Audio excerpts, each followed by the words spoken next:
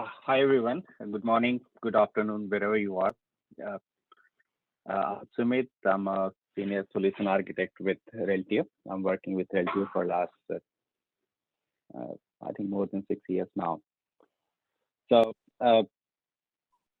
I work mostly on the implementation side with the professional services team, and I help customers with the implementation of their MDM. My role is solution architect, and I do a lot of work with a lot of data modeling. So this is something I wanted to share uh, with when this Chris gave me this opportunity to host a webinar for that. So welcome everyone. I'll now move on to the topic. Now this is the data modeling is it could be a very simple thing depending on what domain we are looking at, or it could be a very complex. So uh, from which angle you're coming from, it could be a simple topic for some people and could be a very complex topic for others. What I'm trying to do is that I'm trying to start from the basics where I go through what basically it means. And then we will go to the Reltio uh, data model, and then we'll go through some examples to see how that data modeling translates into the Reltio terms. Uh, what is different from legacy data modeling? I'm sure like there are many people here who have been doing the data modeling for a long time. So that will give you some context. And finally, we'll go through the questions. This is the agenda. I will go through the Reltio data model and compare that with the legacy model. We will then dive into the Reltio multi-layer architecture. We'll look into the Reltio accelerators, and then finally, we'll look at some guidelines, best practices, and the use case. I hope we will cover all of these topics. Hey, Okay. can you put that in presentation mode as well, Sumit, please? Oh, sure. Thank you. Okay. Can you see my screen now? Yes, sir. Yep. Yeah. Oh, now we can. Second. No, I just stopped sharing. Okay. All right.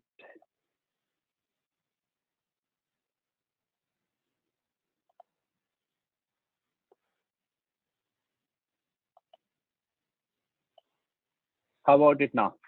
Yep. Well, we did before. Yeah, we see it. Yep. All right. So I'm on the agenda page, and let's Yep. start from here.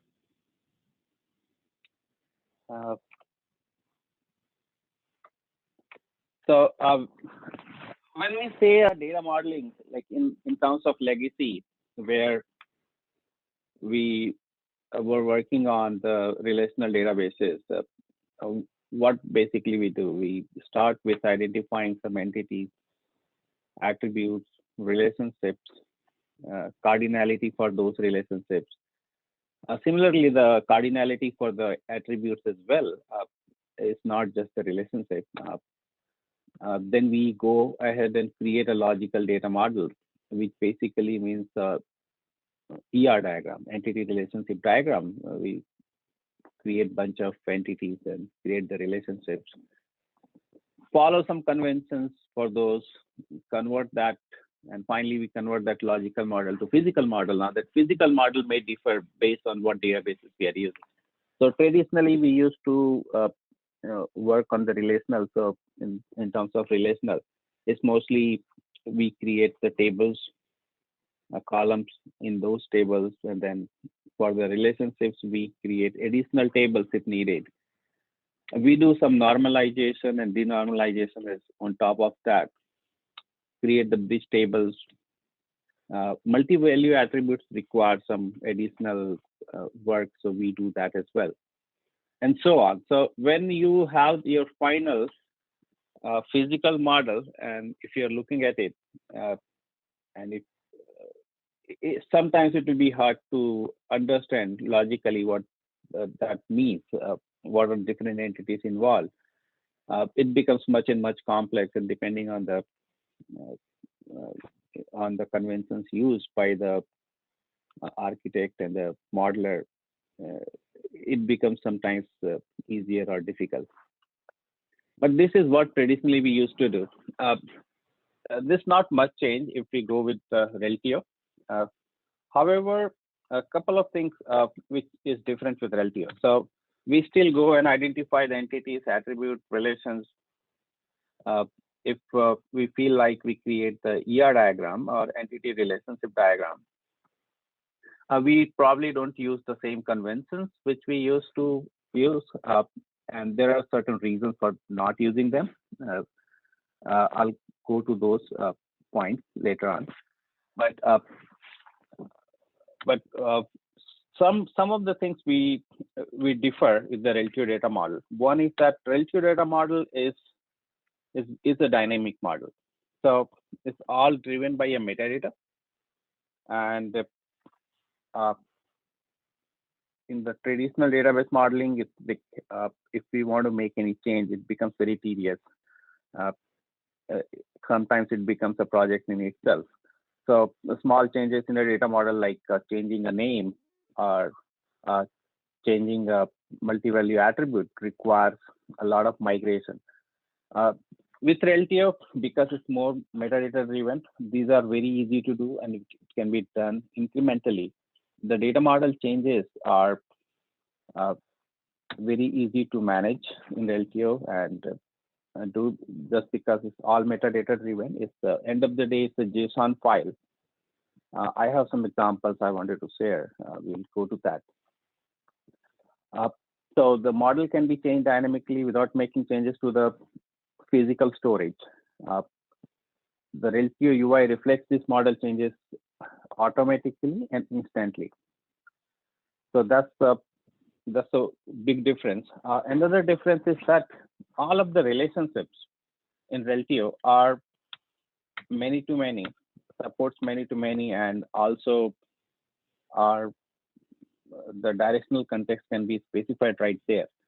So it doesn't require, when we need to convert from logical to physical, it doesn't require any additional work. We can easily translate our logical diagram or logical model to a physical uh, model using uh, the metadata driven Reltio data model, and which will reflect very close to what those business entities are in real world and how they are related to each other. So that's one basic difference between the model. There are some others. So we talked about the multi-values. Every attribute in Reltio is multi-value. So we do not need to have an additional support. This is by default. Uh, Reltio supports nested attributes to remove the need for one-to-many dependent entities. We'll come to that tool a little bit later when going through the basics. But uh, in traditional model, where if you want to store multi-value attributes, for example, a phone number or an address, it will require a separate table. Or even say uh, there is an organization with multiple names, you want to support the multiple names for organization, you require a separate table entirely for the organization name. With Reltio nested attribute concept, that may not be needed because it supports the multi-value uh, attribute by default out of the box. So you can deeply nest the attributes. You can nest multiple levels there. I think we support up to 5 level of nesting. So there's no need to think about the primary key and foreign keys and creating multiple tables to support that kind of relationship.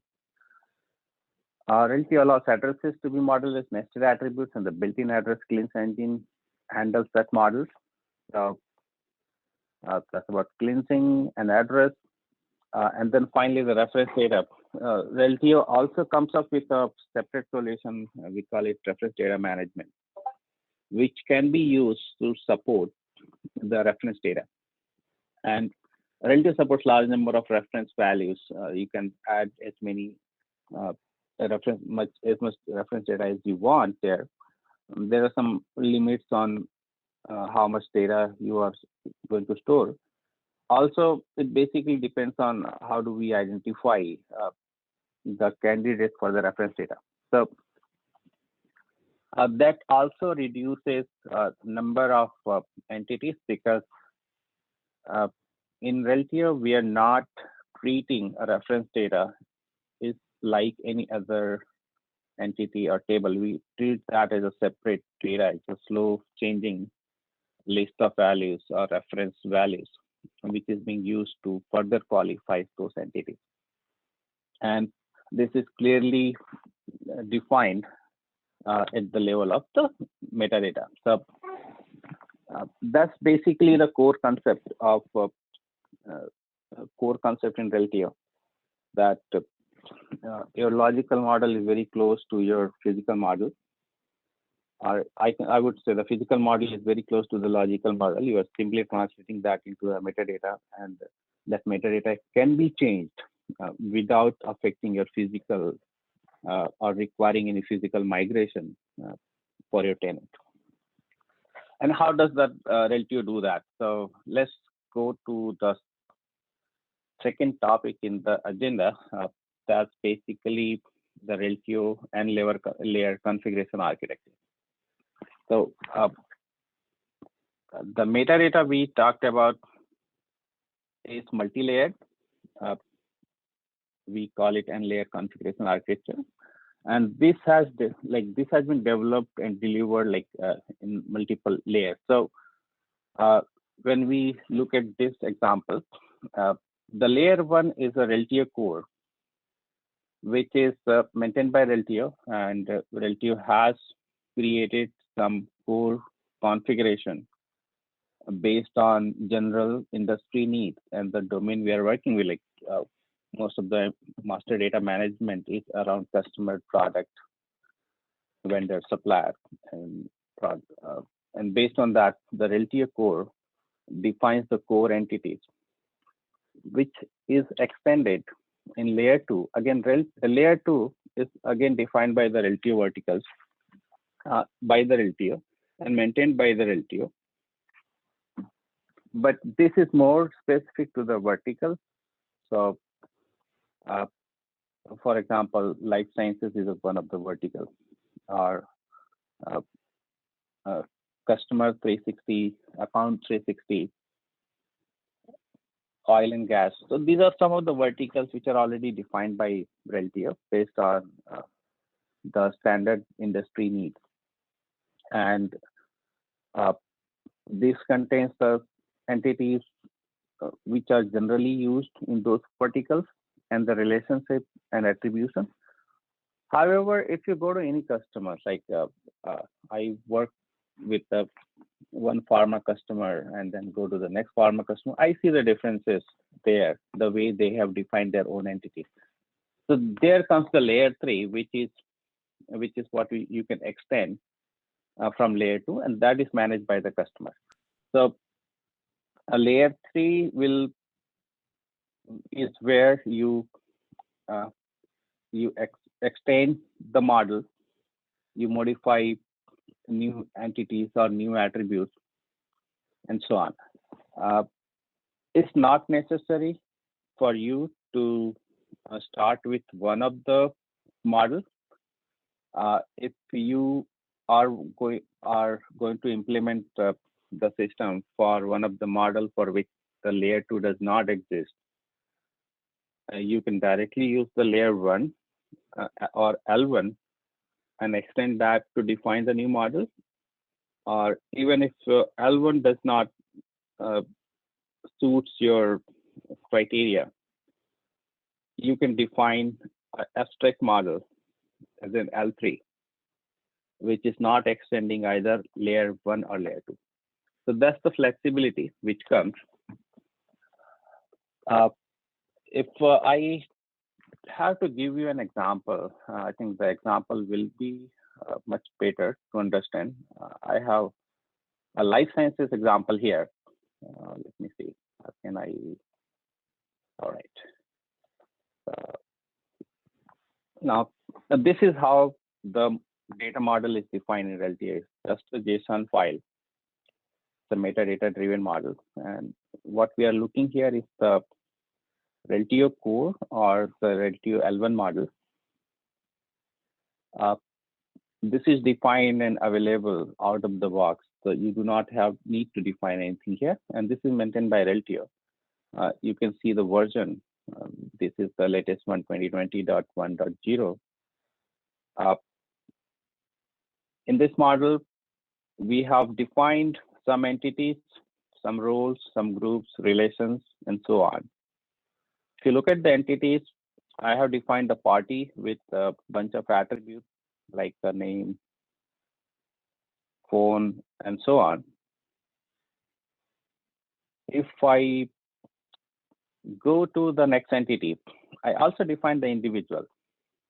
And individual is extended from the party. And this is how normally a lot of people, a lot of companies do. They extend the party entity to individual or organization or both. So the L1 itself extends the party to individual and to organization, both. You can see here. So what does this mean? This means that all the attributes which has been defined in party is available on individual and on organization. However, organization has some additional attributes defined, which is only applicable for organization and not applicable for individual. So, for example, doing business as name, company type, and so on. And you will find a lot of industry standard attribution here. For example, the attribution used by the DNB or the Salesforce, that's already inbuilt in many of the models here. So that's L1. However, if you go for the life sciences vertical, what it does is that it's again a JSON file, it's a metadata-driven file. You'll see that this is Reltio Life Sciences Data Model 2020.1, and it's applicable for pharma. What it's doing is that it's using the vertical and extending that for life sciences. The same L1 can be extended for account 360 or customer 360 because it was very generic and the core model. Now that's been extended for life sciences here.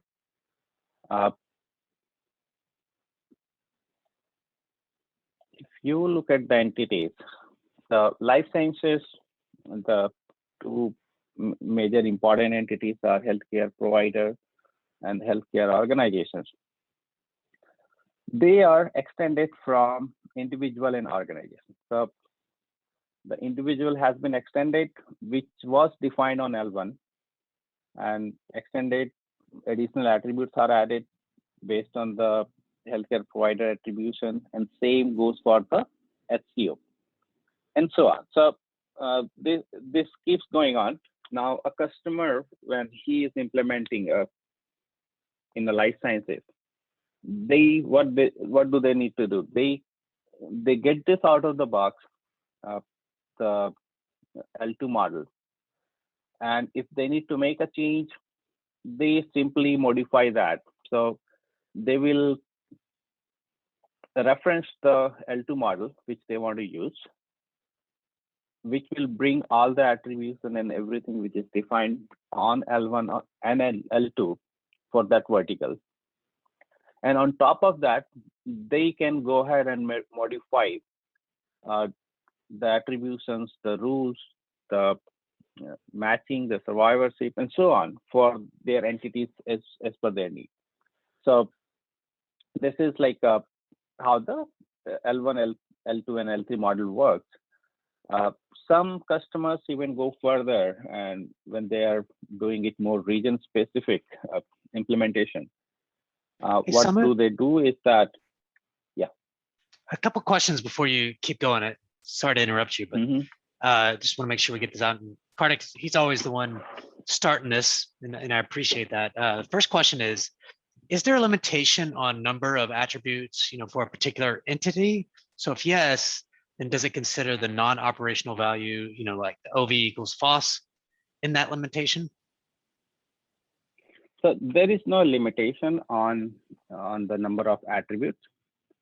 Okay. However, there are some guidelines, some best practices based on the basically the industry standard domain. So, and there are some limitations from the size of the entity. Now, what Reltio does is that it's all REST API based system, and with the API based system, what happens is that every time you do the interaction with Reltio, you are sending the data over HTTPS. So when the entity size increases, your payload size keeps on increasing as well, and that can reduce the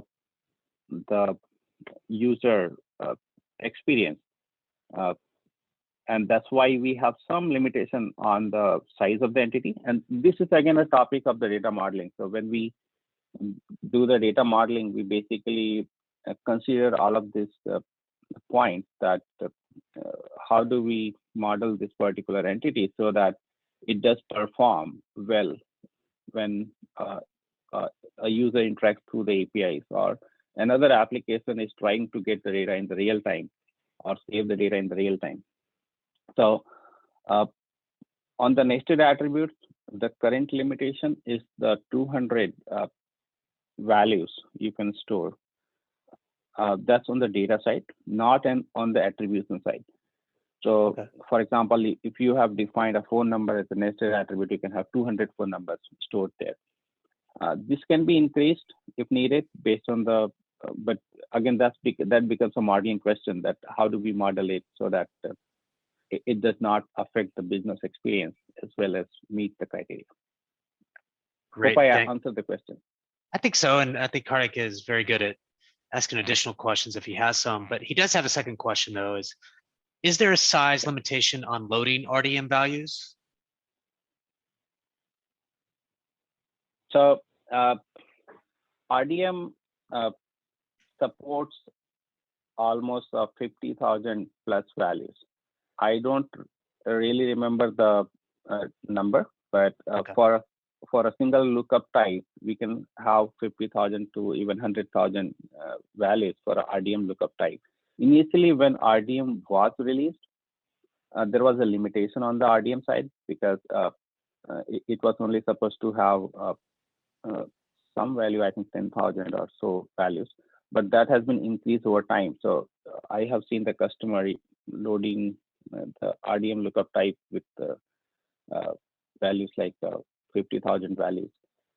But yeah, there is some limitation. So RDM is supposed to be used for reference data management, and it's designed in such a way that the reference data is a slow changing data with a predefined list of values.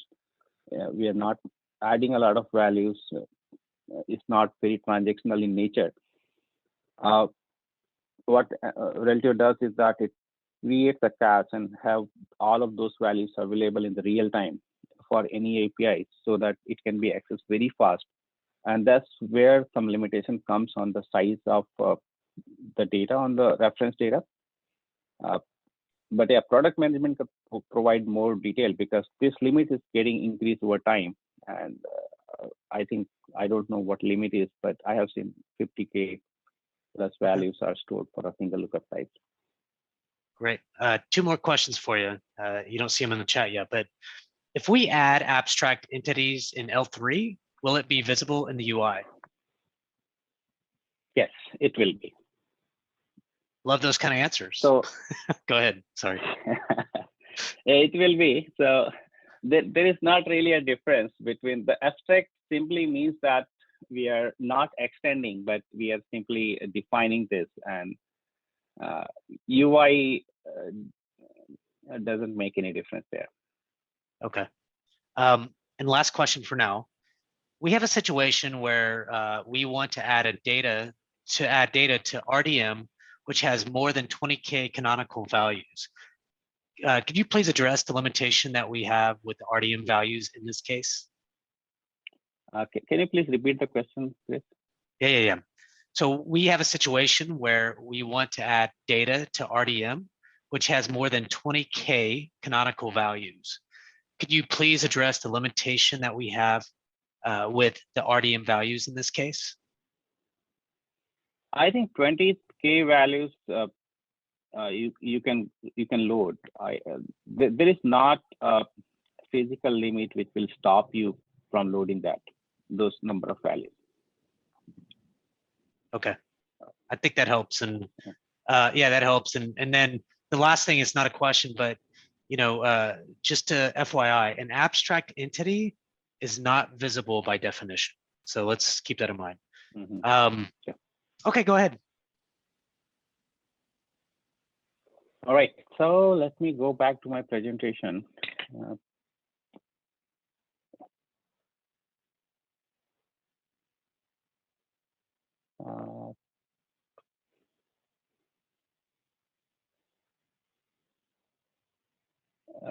Can you see my screen?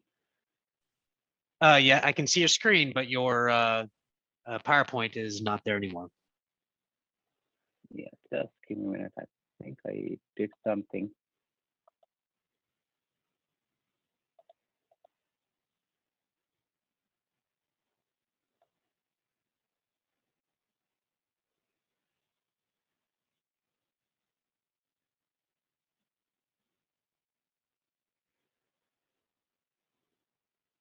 Hate when that happens. Right. No. So I have two screens, and I just trying to see where that. Okay, I think I found it. All right. So I'll go back to the presentation here. So yeah, we're talking about the layered model, and that's how the layers looks like L1, L2, L3. Some people define the layer 4, which is basically, I'll give you an example. One of our customers who is right now working on implementing their global implementation. So their plan is to have multiple regions like EMEA, Europe, America, etc. Implemented over the time, and they want to standardize their data model across the region. So what they're going with, they have the L3. They going to register the L3, use that as a base model, and then extend that on each region. So that's one use case where you basically keep extending your model or creating more and more layers on top of each other. So yeah, this is the same slide. Basically, this is how that layered model looks like. We saw that we keep on extending the model using the reference configuration URI in our metadata.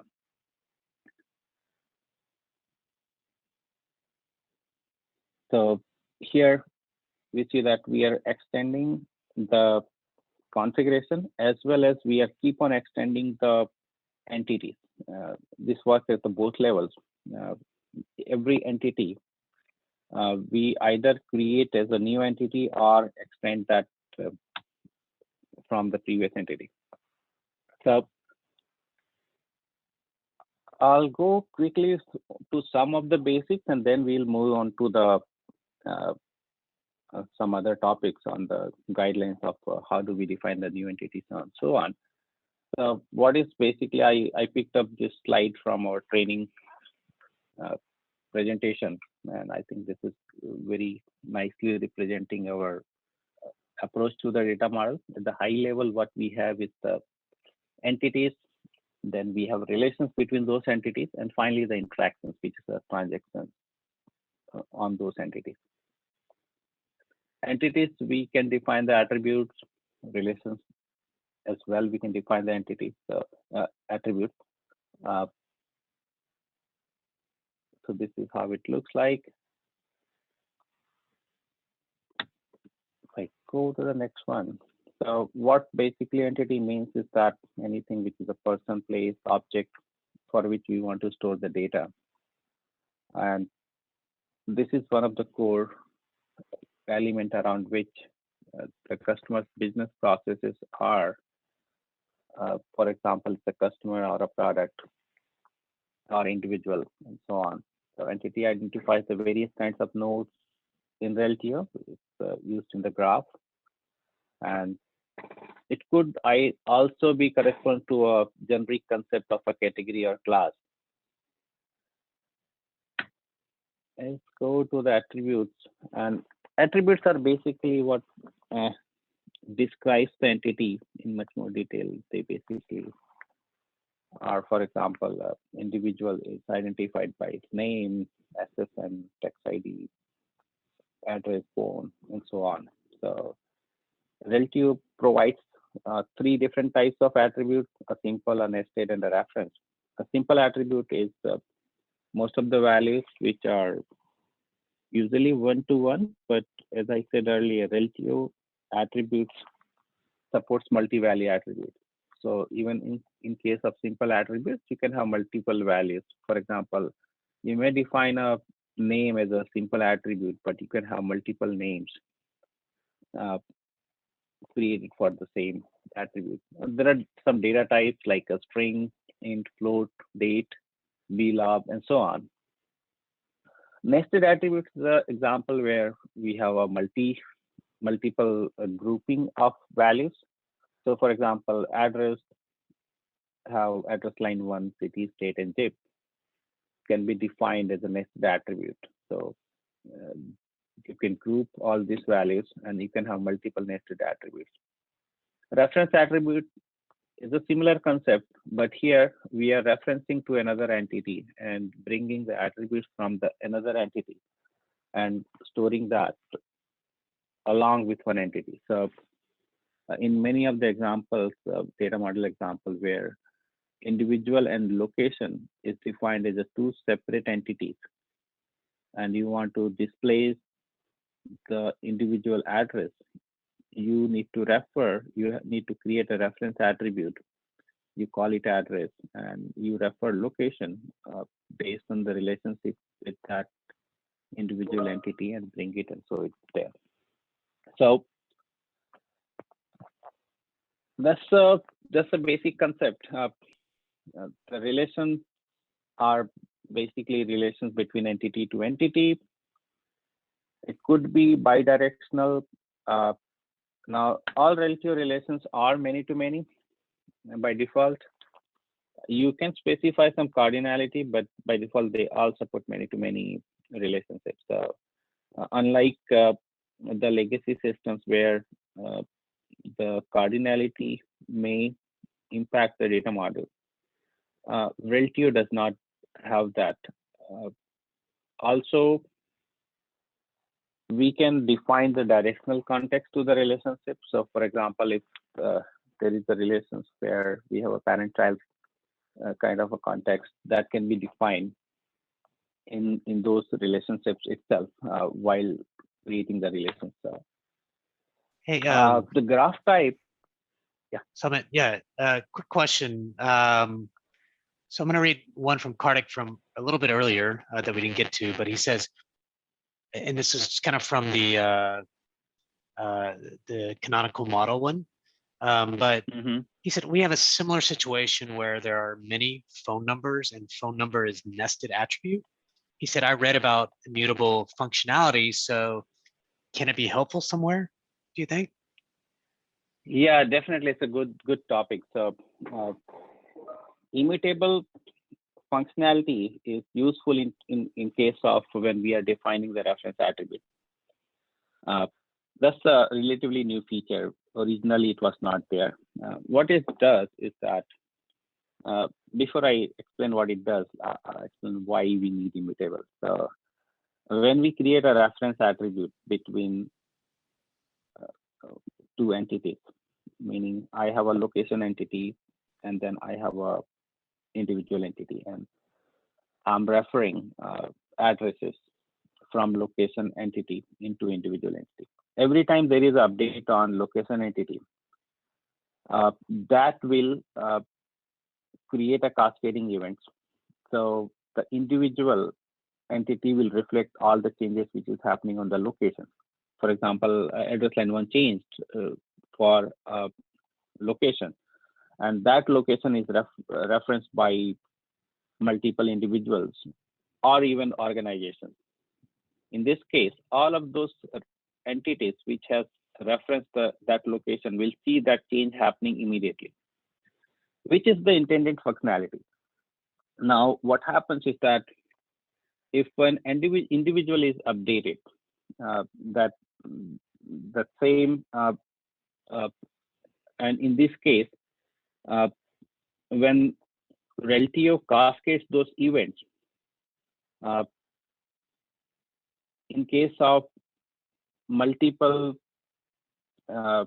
entities referring a same node, those cascading events can cause some performance impact on the process which is updating that location. So what immutable does is that it stops those cascading events, which basically means that if you want to change the location, you have to go and change the location. You cannot change the location indirectly through the reference entity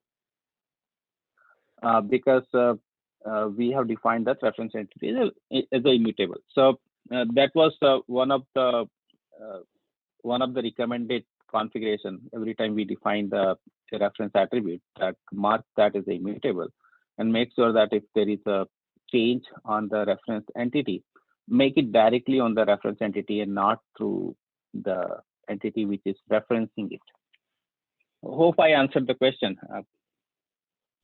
Yeah, I think so. And he'll let us know if he didn't. Kanwar has a question. Is there a recommendation on the metadata fields stored in the data model to help consumers identify the customer mergers easily, or is that handled in some other way? So that's a very interesting question. So basically, this is how do we control the source for our data model, or how do we manage the L3 configuration, if I understand Kanwar. Usually, and traditionally, like there was no other tool apart from the Postman to maintain the L3 configuration and modify it.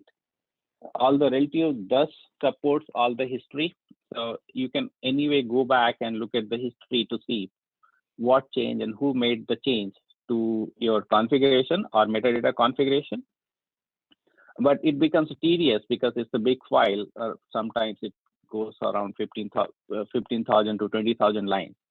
So what we recommend is that to use some kind of a source control to manage the L3 file, and always have a validated process to migrate the changes.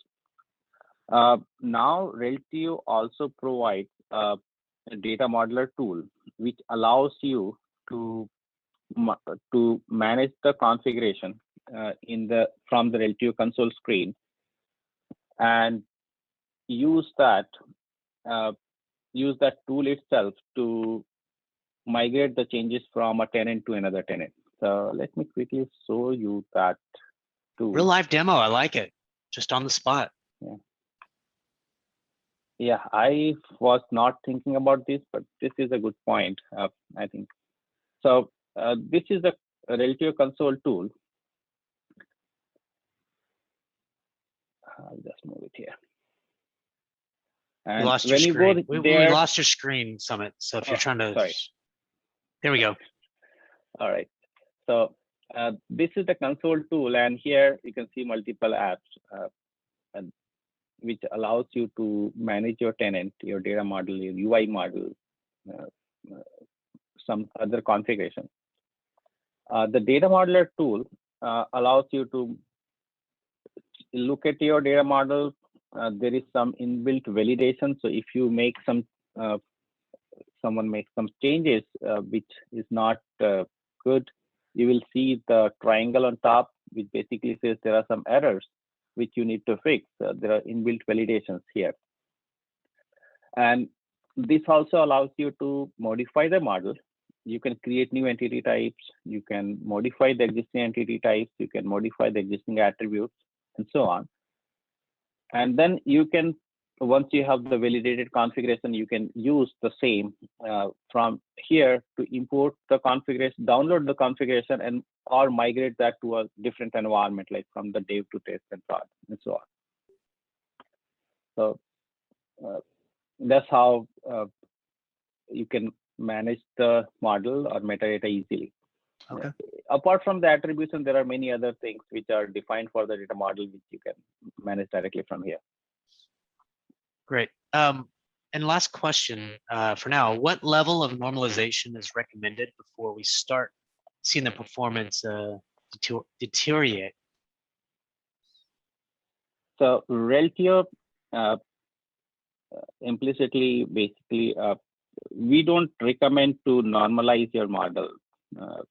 We want your model to reflect more of the way the business sees that. For example, if you have a entity, an organization entity, you do not need to denormalize it in Reltio.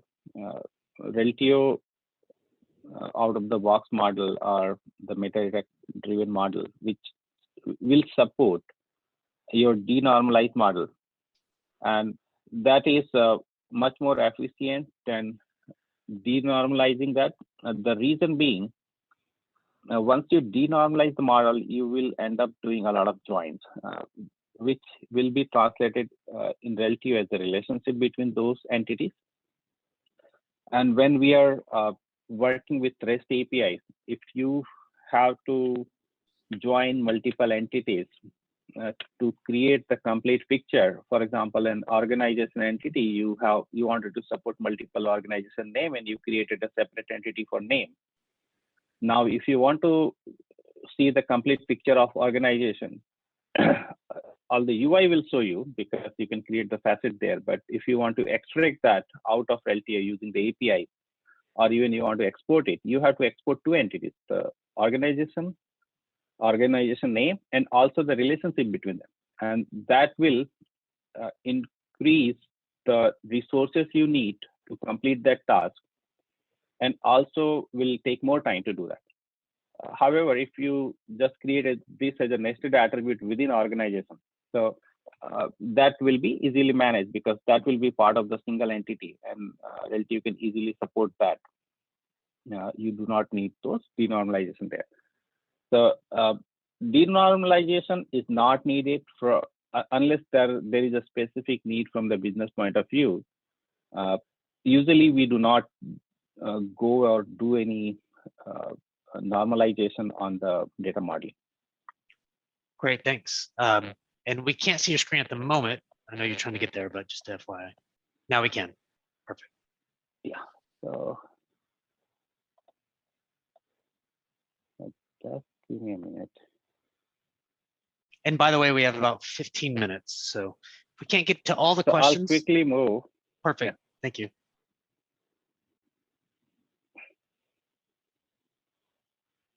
All right. I am keep losing my screen share. All right. I finally found it. Perfect. So let's go to the guidelines. What are the guidelines, and what? How do we recommend to go about the data model? So the first thing we recommend is that to use the Reltio accelerator. That's the easiest way to model your data with Reltio. Reltio already have many industry standard accelerator available, like life sciences, consumer 360, account 360, product 360. These are available on a public repository and on the help portal. So you can easily get it. If you want to see what is defined there, I think I have it open. So I'll give you an example. So this is for the life sciences 360 data model, which is already defined on the help portal. You can go there and take a look, define if you need to extend it. You can extend it from there. That's the first step. Identifying a vertical, if there is already defined vertical in the which you can use. Then if once you identify the vertical, you may not find all the entities you need in defining that vertical. So, or maybe all the relationships. So that's the second step. You go there, look at your L1, L2, L3 entities, relationship types, and see, or interaction types, and see if you need to define a new entity type or extend one of the existing one. Most of the times you can extend one of the L2 entities to define a new entity. For example, for one of the customers, they have defined organization and site as a two different entities in their business process. So uh, organization is available in Reltio core. However, the site is not there. And as per their definition, their business definition, site is basically if there is an organization, for example, McDonald's, and McDonald's has 50 facilities across US, all 50 facilities become a site for them. So what they did is that they used the organization, and then for the site, they extended organization to create the site entity, because a lot of attribution are same between these two. So that's one way of creating new entities. Identifying new relations, new interaction type. This we'll see on the next page. And finally, the identifying the reference data. How do you classify an data, whether it's the reference data or it's the MDM data? So that's the process for modeling. We start with the accelerator. We identify the L1, L2, L3 entities and relations which we need. We either extend the existing L2 entities or L1 entities, or we go ahead and create a new one if it does not exist. And then finally, we identify the reference data. If the vertical is not defined in L2 or the information being stored cannot use one of the existing entity, we follow the approach to define it as either an entity, RDM, or a lookup. So that is a matrix we follow, and I'll go through that matrix quickly. Let me see. All right. So this is the matrix we basically follow. If you cannot reuse or you cannot use one of the existing entity, or you are defining something from scratch, this is one of the algorithm we use, and this is recommended. So this is basically a bunch of questions we go through. Whether the first question is that if the entity which we are trying to define is a classic, one of the classic master entity, like individual, organization, or product. For example, in our case, when we talked about the site, site is just an organization, but it's linked to a place or to a location, or I would say it's the instance of an organization at a place. So it's the form of a classic master entity, and that means that I can extend that classic master entity to create my site as a new entity. Hey, Sumit, quickly, is this something that we can share out to the group on the community once this is all over, or no? Yeah, I'll share the PowerPoint. Okay, will this be on the PowerPoint? Go ahead. Yeah, this probably will not be there as a link, but I'll just go through that and I'll put some of the details Awesome. there, which we are discussing. So that's just one thing, and then the second, then we move on with the next one, whether the data the entity we are trying to model, whether it's a list of attributes, it's a qualifier for an entity, and we keep doing this to identify whether it's one of the MDM entity or a reference data or a relationship. So this process will give us the final entities and the relationship which we can define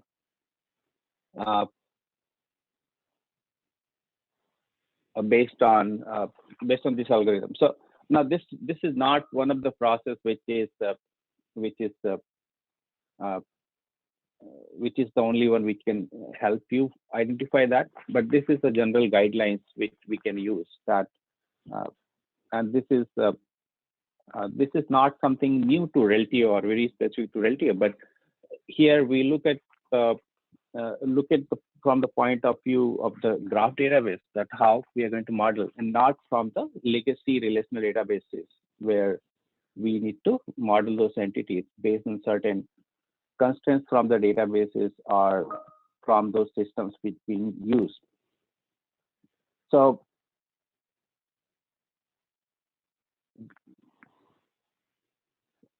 some of the other considerations which we want to we recommend, if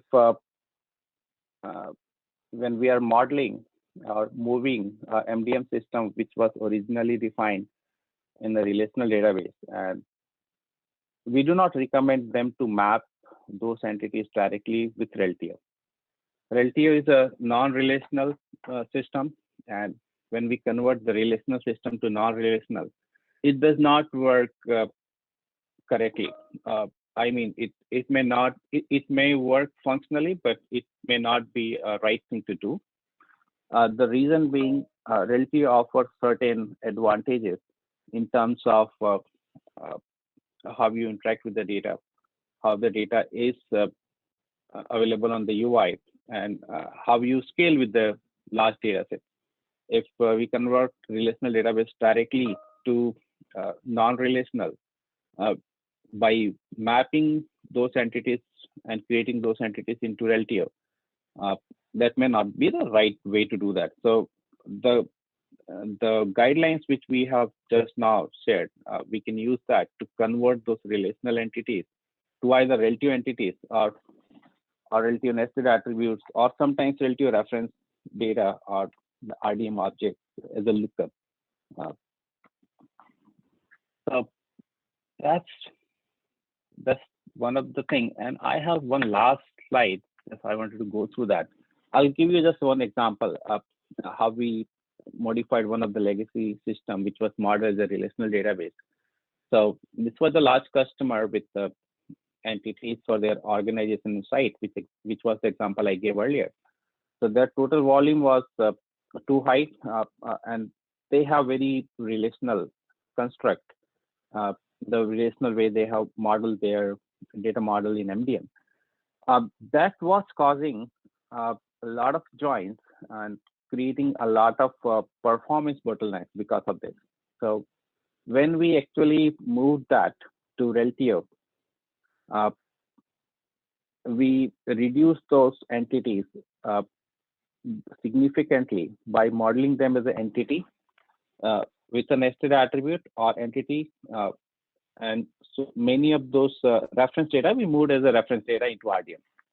So that reduced the number of entities and also created those complete view of their organization site and other relationships which they really wanted to use in their MDM system. And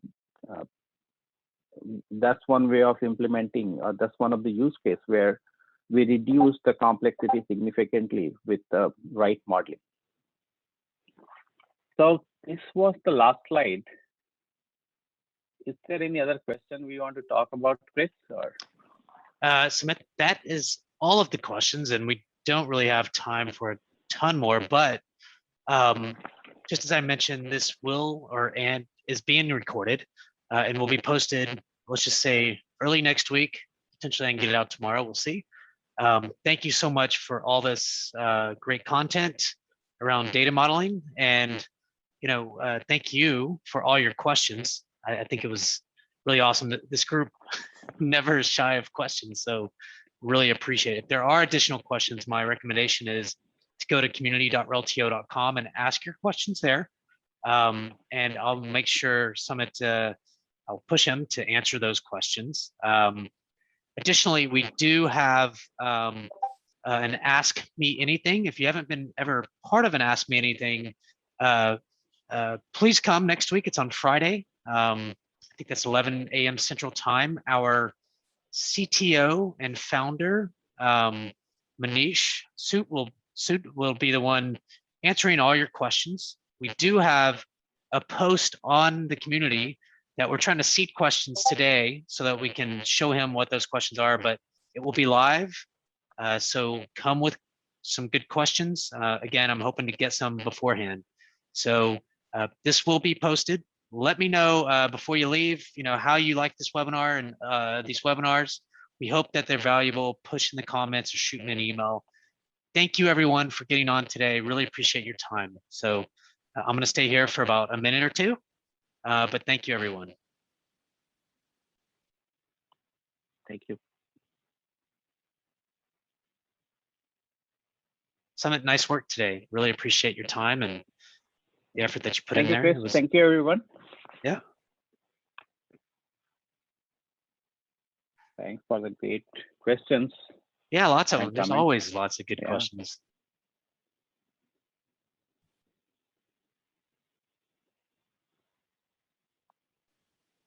Thanks, Kanwa. Please do. All right, I'm gonna go ahead and shut it down. But again, thanks everyone. Take care.